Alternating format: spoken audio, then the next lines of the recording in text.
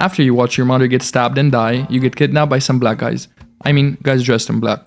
Your real protector, Corvo, also the main character you'll be playing as in the first game, gets falsely imprisoned as people think he is the assassin that killed your mother. But of course he escapes because he's Corvo and comes back to the city to save you. Dunwall is completely infested by plague and corruption, and Corvo must go through the people who betray the crown and streets full of sick hobos to come and find you. And if that wasn't bad enough, you get kidnapped again by diddlers. Thankfully, Corvo manages to help you before anything explicit happens. That's exactly right.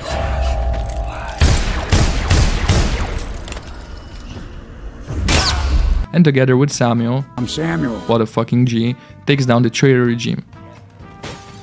Years later, you get back to your rightful throne, but people are still not so happy about how the city is ran. I don't think I'm very good at this. Partly because of a mysterious killer that keeps offing people, called the Crown Killer, which, let's be honest, sounds like a Batman villain, but actually makes sense in this context. That's enough. You're going to jail.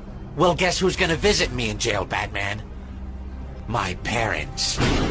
What? Parents? Finally, at your mother's birthday party, Delilah, a witch sister of your mother that no one even knows about, casually arrives in the throne room and decides to relieve you and Corvo from your royal duties. I'm here to relieve you of your crown. Of course, you decline because no one likes her, and you try to put up a fight, but she turns everyone against you and blames Corvo for being the one responsible for the Crown Killer murders.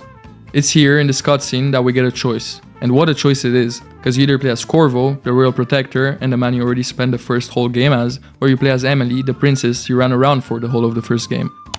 And you bet your ass I picked Emily because now she's fine as fuck, and because I also played the first game like 3 times, so I kinda already know all of Corvo's powers. Also, Corvo decides to go Han Solo on this shit as Delilah turns him into a fucking statue, so... I love you. I know.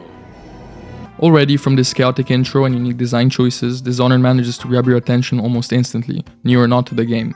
And I'm not saying this because it's my favorite game of all time, which it is, but because Dishonored 2 somehow feels like an open world game when it isn't. The world defines its boundaries so finely that you almost forget they exist. What I love most is how the game teaches you to discover through environmental cues. Almost anywhere you end up there will be some piece of lore, a weird note, or guards gossiping secrets about the Duke of Serkonos. The core gameplay loop is simple: infiltrate, observe, act, and escape. But what happens inside the loop is entirely up to you. You can kick, you can choke, you can stab, or you can yoink guards with your new abilities. Yoink.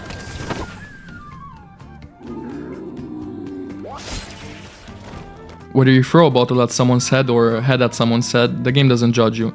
Or actually it does, because the game has a moral system, so the game's reactive design gives you choices on how to approach it. The more you kill, the more chaotic the world becomes, filled with blood flies, paranoia, and decay. The less you kill, the more the world starts to heal. Most of the story lore is discovered subtly by eavesdropping on NPC conversations, which gives you cues on alternative ways of finishing the levels. He's losing it, yelling nonsense for hours. Could you understand any of it? Something about being attacked by a monster one night. Some beast that wanted to scoop the brains out of his skull. I see. Keep this to yourself, will you? I love how, instead of putting them in cutscenes, they happen all around you, inviting you to either intervene or just let things unfold naturally.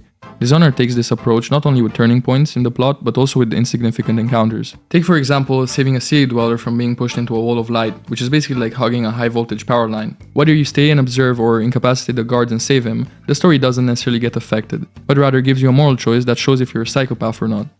From the time of the rat plague. Back to the story. You set off to find out who the Crown Killer really is, which, surprise, turns out to be Dr. Hypatia, which I would have never guessed based on how normal she is. Wait, did someone just call me? Who is that calling me? Excuse me. You can either cure her, which will give you good boy points, or kill her if you then find the texture of red meatball that tells you the recipe for the cure. Are you alright? Bitch, why the fuck you look like Mr. Popo? Then of course there's Kirin Jindosh, who basically built an army of General Grievous just because he was bored and rich. His mansion is literally like a puzzle box where hitting one switch will turn the room upside down and make you want to go back to playing the tutorial. And all jokes aside, it's one of the most intricate levels in my opinion because it's perfectly crafted, giving you numerous alternative routes, and we have to take a moment to appreciate how little bugs it has. Level design in Dishonored 2 is a masterclass, honestly. The developers said they designed the stealth routes first, as combat is pretty straightforward. There isn't one right path. You can blink to a ledge, possess people, or jump through a window, or turn into a very cute smoke monster that doesn't hurt anyone. And pick you up. Holy shit! Abilities also link beautifully with player intent. If you're a high chaos player, you'll pick powers that increase survivability and destruction. If you're a low chaos player, you'll go for mobility and distractions, like double jump or mesmerize. Why I think this game is so good is because you decide when to build tension, when to release it, and the pacing is entirely yours, which is why I think this game is so accessible to most types of players, and brings an enjoyable personalized experience. The dual character choice Corvo and Emily is actually genius. Not only does it double the replayability, it gives you two entirely different experiences. The same level plays completely differently depending on how you choose, and this expands the lore, the interactions, and even the gossip you overhear in Dunwall or Karnaca.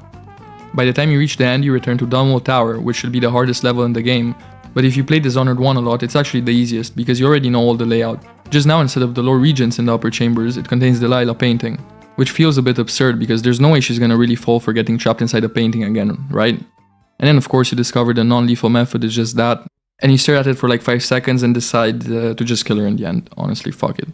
Finally, Emily unstatues Corvo, and there's a bunch of variables that affect the ending.